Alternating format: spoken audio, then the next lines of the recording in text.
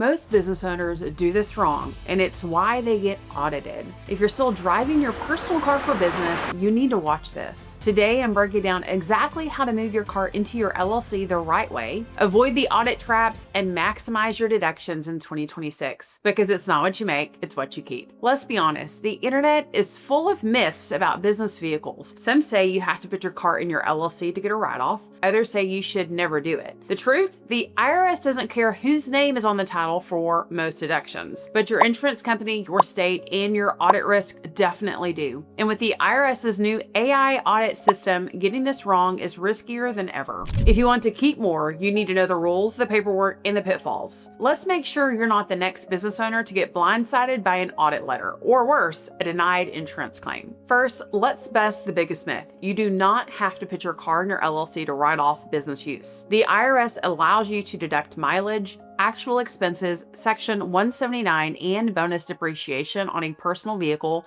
as long as it's used for business. The standard mileage rate for 2026 is 72.5 cents per mile. For the actual expense method, you can deduct gas, insurance, repairs, depreciation, and more based on business use percentage. For Section 179 and bonus depreciation, you can write off up to 100% of the purchase price for qualifying vehicles over 6,000 pounds.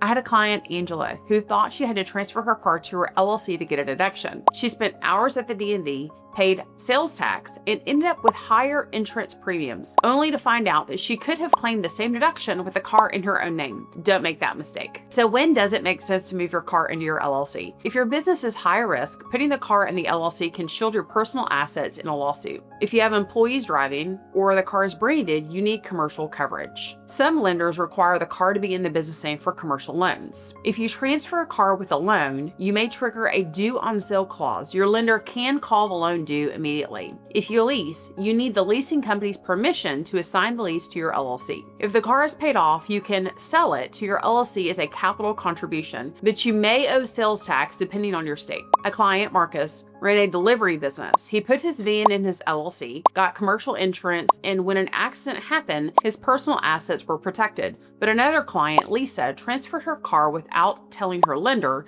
and they called the loan due. She had to refinance at a higher rate. Here's how to do it step by step. If the car is paid off, go to the DMV and sign the title over from you to your LLC. Create a bill of sale. List the fair market value, but treat it as a capital contribution so no cash changes hands. Check your state's rules. Some exempt capital contributions from sales tax, others don't. Update your insurance to a commercial policy in the LLC's name. If the car is financed, contact your lender. Ask if you can transfer the title to your LLC. Most will require you to refinance with a commercial loan. If you can't, consider waiting until the car is paid off or buying a new vehicle in the LLC's name. If the car is leased, contact your leasing company. Request a lease assumption by your LLC. You'll likely need to personally guarantee the lease. The IRS cares about beneficial ownership. If you control the car and use it for business, you can deduct business use regardless of the title. But for liability and insurance, the name on the title matters.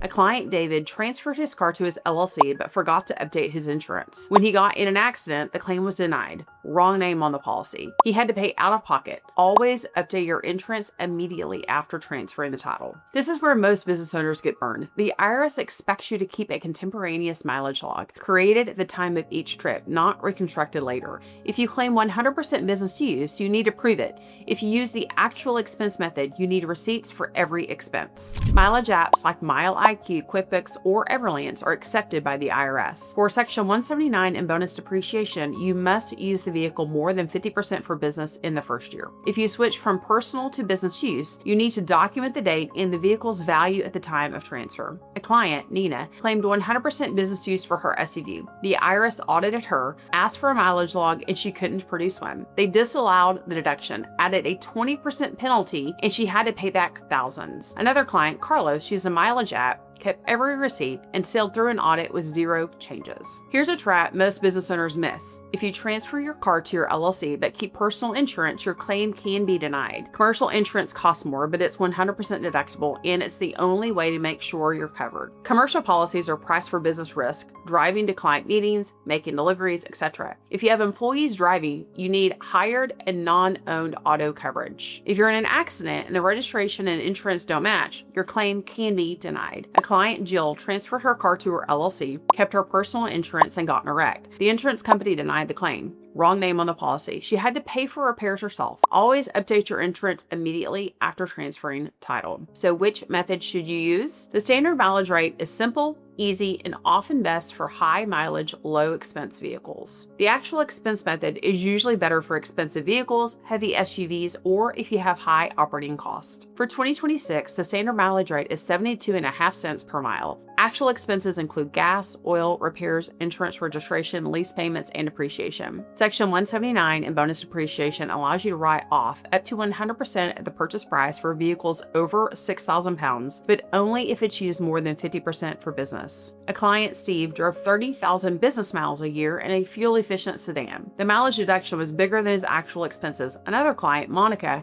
bought a new Escalade for her real estate business, used Section 179, and wrote off the entire purchase price in year one. Here's where business owners get burned. Transferring the car without telling the lender or leasing company. The loan could be called due and the lease could be terminated. Forgetting to update insurance, the claim could be denied. Claiming 100% business use without a mileage log, the deduction can be disallowed and penalties added. Not documenting the transfer. No bill of sale, no date, no value. Always create a bill of sale, even if you're just transferring the car to your own LLC. Document the vehicle's value at the time of transfer. This sets your basis up for depreciation. Keep all paperwork, title, bill of sale, insurance, mileage logs in a digital folder. So what should you do? Decide if you really need to transfer the car. Don't do it just for a deduction. If you do, follow every step. Lender, lease approval, DMV paperwork, bill of sale, insurance update. Use a mileage app and keep every receipt. Review your deduction method every year, mileage versus actual expenses. Work with a tax strategist who understands both the IRS rules and your state's DMV and insurance requirements. If you buy a new vehicle for your business, consider putting it in the LLC from day one. It's simpler paperwork and is a cleaner audit trail. If you're switching an existing vehicle, document everything and keep records forever. Moving your car into your LLC can be a smart move, but only if you do it right. The IRS isn't your enemy, but it will happily take what you give it, and every small business owner deserves to save like the big guys. And with the right playbook,